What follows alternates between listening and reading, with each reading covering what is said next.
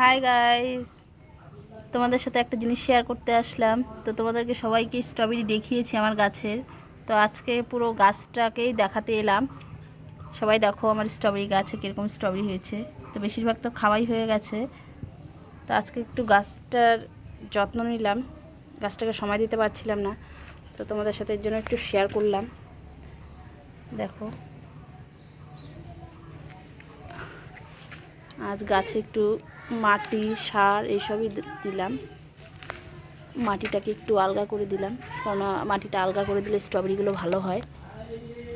তো ওটাই দেখাচ্ছি। দেখো আমার স্ট্রবেরি ফলে আমার গাছ হচ্ছে, দেখো সবাই, ফল থেকে গাছ বেরোচ্ছে। তো আর একটা জিনিস শেয়ার করব। দেখো আমি একটা লঙ্কা গাছ লাগিয়েছি, পুরো লঙ্কা গাছটায় দেখো ফুলে ফুল, চারদিকে ফুল, শুধু ফুল।